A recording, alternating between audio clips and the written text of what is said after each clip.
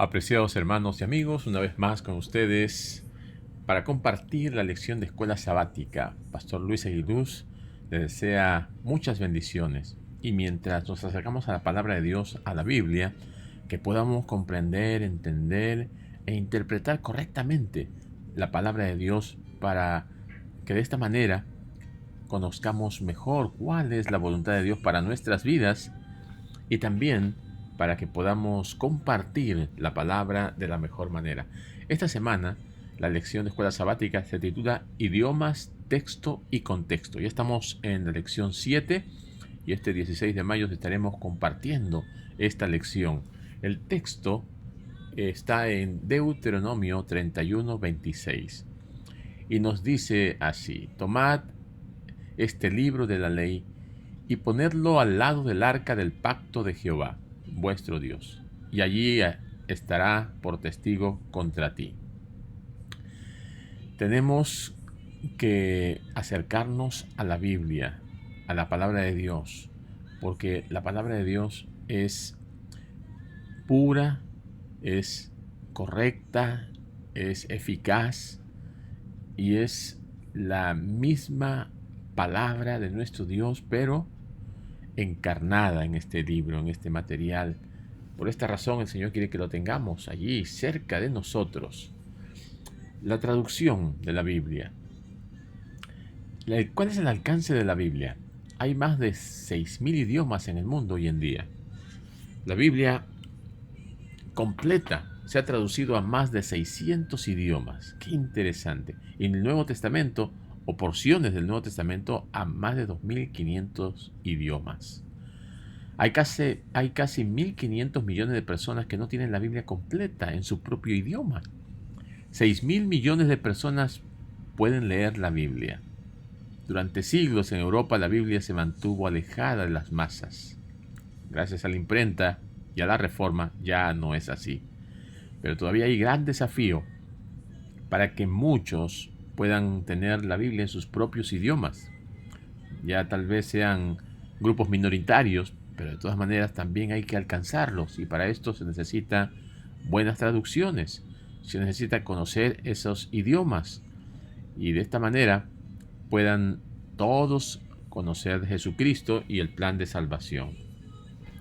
¿Cómo entender las Escrituras con estos desafíos de los idiomas, traducciones? ¿Con qué propósito nos fue dada la Biblia? Según Timoteo 3, 16, 17 nos dice que la Escritura es inspirada por Dios y útil para enseñar, para redarguir, para corregir, para instruir en justicia, a fin de que el hombre de Dios sea perfecto, enteramente preparado para toda buena obra. Así que encontramos por lo menos unos dos propósitos. Como testimonio de la obra de Dios en la historia, porque el plan de Dios es redimir a la raza humana caída y aún un tercero para instruirnos en los caminos de justicia. Estos propósitos tienen como finalidad hacer del hombre un medio a través del cual la palabra de Dios llegue a todos los rincones para que conozcan lo que Dios ha hecho. Así que la palabra de Dios es un testimonio de lo que Dios ha hecho en medio de la historia. Y también nos relata y nos cuenta cómo podemos alcanzar la salvación. Dios eligió a una nación para transmitir su mensaje. La nación judía fue llamada a cumplir el rol de ser la luz del mundo. Y esta nación lo haría en su propio idioma, que es el hebreo, y algunas partes en arameo. Pero de esta manera, el llevar el idioma hebreo hacia todos los rincones era un gran desafío, porque muchas personas tendrían que conocer este evangelio en sus propios idiomas y el hebreo habría de ser traducido a aquellos idiomas. El auge de la cultura griega llevó al Nuevo Testamento hacia el mundo. Así que cuando la cultura griega entró en acción, el idioma griego ya era conocido y de esta manera el Nuevo Testamento llegó a muchos otros lugares. También en esta época se tradujo el Antiguo Testamento al griego, lo que hoy día es conocido como la versión de los 70. De esta manera, Toda la Biblia estaba al alcance de la gente en aquel tiempo.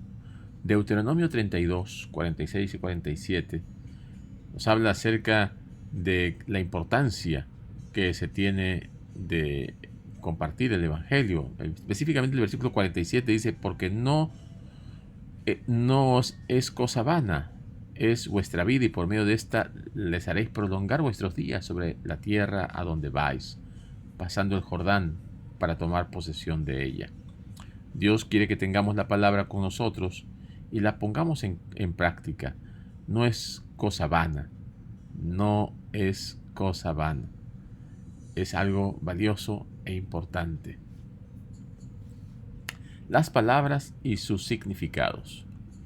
Hay palabras en un idioma que no tienen una traducción precisa en otro idioma. En la Biblia, este tipo de palabra requiere un estudio profundo para poder conocer su significado. Hay una de estas palabras que es muy conocida en la Biblia y que se utiliza mucho, misericordia, ¿no? Que viene del hebreo sheset, que se puede traducir como amor, y está también benignidad, ¿no? Misericordia. O sea, es una palabra que tiene una amplitud de significado y que para definirlo específicamente se recurre a algunas otras palabras, ¿no? Y esto es lo que se manifiesta a través de Dios. Misericordia hacia su pueblo, misericordia al pecador, y esta misericordia se extiende a la nación. La misericordia de Dios, que tiene que también ser un reflejo en el ser humano. Otra palabra que se utiliza mucho es paz, ¿no? Shalom. Se traduce como paz, pero tiene una implicación mayor, ¿no? Como por ejemplo totalidad, integridad, bienestar. Cuando nosotros usamos estas palabras, la usamos a veces en un sentido restringido, como traduciendo puntualmente, ¿no? Shalom, paz. Pero podríamos estudiar más profundidad esta palabra y podríamos ver que tiene un significado más amplio. Tratemos de estudiar las palabras en su contexto y podemos apreciar su riqueza de sentido, su profundidad y su riqueza. Todas las palabras tienen un mensaje y estas palabras tenemos que entenderlas para poder comprender lo que el autor quiso decir en su tiempo para sus oyentes y la reserva de sentido que tiene para nuestra época, para nuestro tiempo, para nosotros personalmente, y cómo podemos aplicarla a nuestra vida. Repetición, formas de escritura y significado. En el pensamiento hebreo hay varias formas de expresar ideas que enfatizan los conceptos. Recordemos que el hebreo no tiene signos de puntuación. Por esta razón, cuando se quiere hacer énfasis en algo, cuando se quiere resaltar un comentario o un dicho, se utilizaban algunas formas para enfatizar. Por ejemplo, un atributo de Dios se repetía 3 veces, ¿no? Ahí en Génesis 1, 26 y 27 se menciona varias veces la palabra crear, ¿no? Para enfatizar que el creador es Dios y que a través de él se hicieron todas las cosas. O en Isaías 6:3, donde se presenta la visión y el llamado de Isaías, y los serafines repiten las palabras santo, santo, santo. Y el énfasis aquí está en la santidad de Dios. Quiere resaltarse la santidad de Dios y se repite 3 veces la palabra santo. En Daniel 3, la frase la estatua que el rey Nabucodonosor había levantado se repite 10 veces, ¿no? De una u otra forma. Lo que se trata de resaltar aquí es que está desafiando esta imagen a Dios, al Dios que le reveló. Porque si se le dice la estatua es así y él trata de levantar una estatua a su manera, quiere ponerlo a Dios en otro nivel. Entonces aquí el énfasis que se está dando es a esa representación de la estatua como un ídolo, ¿no? Y es lo que se quiere resaltar. el énfasis en las palabras, la repetición de las palabras. Textos y contextos. Las palabras de las Escrituras siempre se dan en un contexto. No están solas, no están aisladas, tienen un contexto inmediato. O sea, se ha dado en un plano en el cual se quiere dar un sentido expreso. Luego está el contexto más amplio, ¿no?, que está a lo largo del capítulo o del libro. Por ejemplo, Génesis 1:27 y Génesis 2:7. El término Adán se puede referir al género humano, ¿no?, a Adán como el hombre, ¿no?, a nivel general. Pero también se refiere a Adán como el primer ser creado del polvo de la tierra, en un sentido más particular, más personal. Ya en Génesis 5, 1 al 5, cuando se menciona la genealogía de Adán, allí se corrobora que Adán en realidad es una persona. El Nuevo Testamento también se menciona que se compara a Adán con Cristo, y entonces se refiere a Adán como un ser creado por Dios.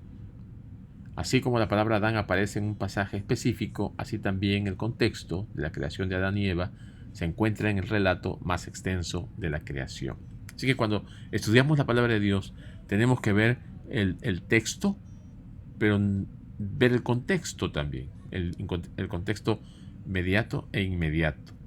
Y tenemos que ubicar el pasaje, y tenemos también que buscar otros lugares donde se utiliza el mismo término, la misma expresión, para entenderlo en su verdadera dimensión.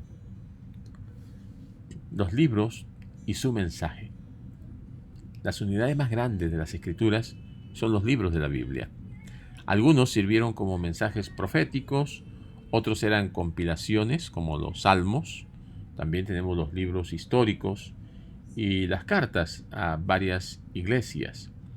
Entonces, para entender el mensaje de un libro, tenemos que comenzar reconociendo el autor y el entorno en el cual fue escrito, ¿no?, en qué año fue escrito, en qué condiciones estaba el autor, etc. Moisés escribió los primeros 5 libros de la Biblia. El libro de Génesis nos habla de nuestros orígenes y también del plan de salvación. Así que Génesis, Éxodo, Levítico, Número, Deuteronomio fueron escritos por Moisés.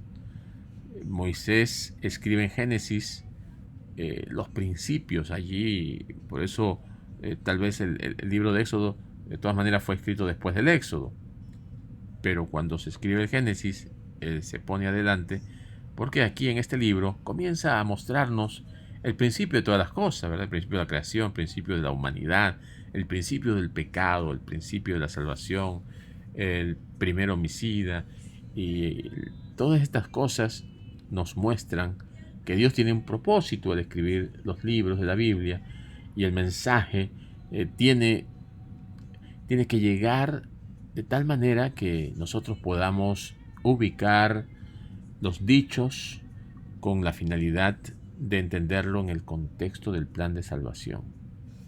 Así que los libros tienen un mensaje específico y cumplen una misión allí donde se le ha puesto.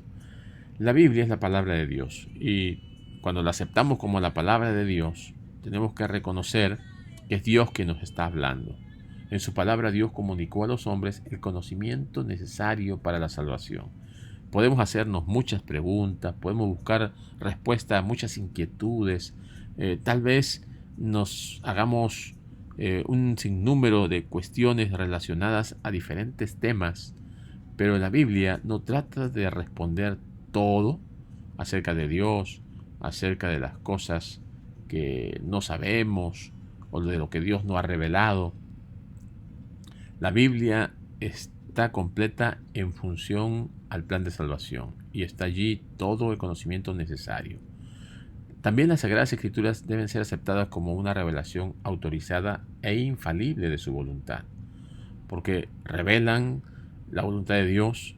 Está allí la palabra de Dios, y no es palabra de hombre, es palabra de Dios para nosotros. Son la norma del carácter, las reveladoras de doctrinas y las examinadoras de la experiencia.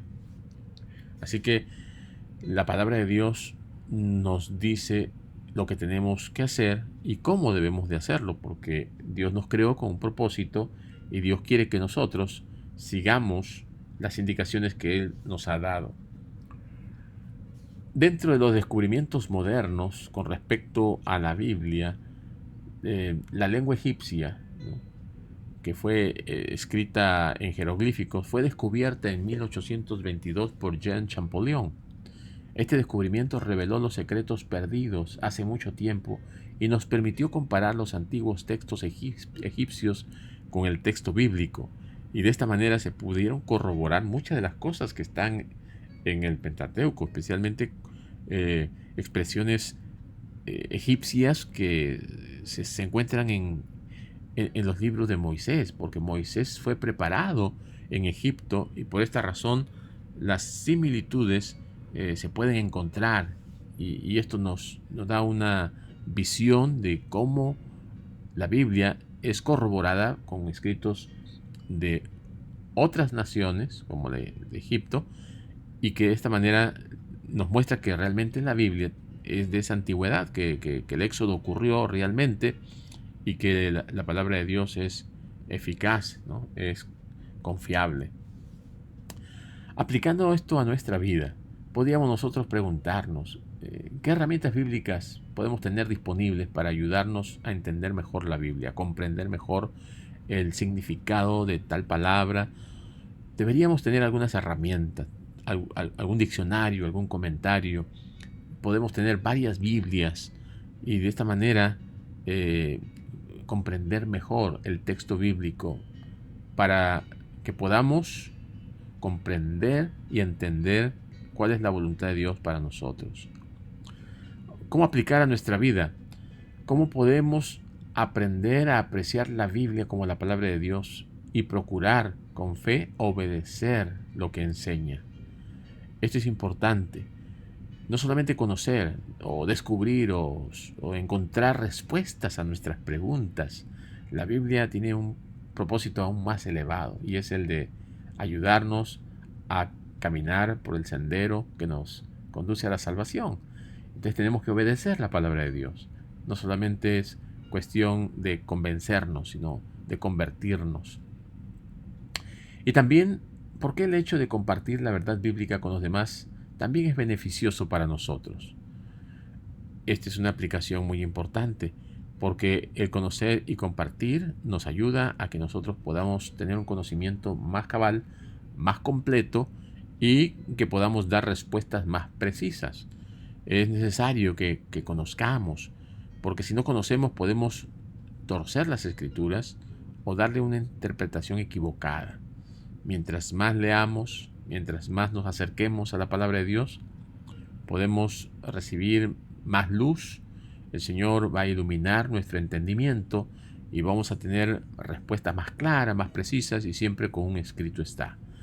Mi querido amigo, mi querido hermano, que el Señor te bendiga y que mientras estudias la palabra de Dios, mientras haces un correcto uso de las herramientas y mientras analizas el texto en su contexto, pedimos a Dios que nos ayude a descubrir las verdades que podemos compartir con otros y de esta forma prepararnos para cuando Cristo venga. Que el Señor nos acompañe y que el Señor nos bendiga. Amén.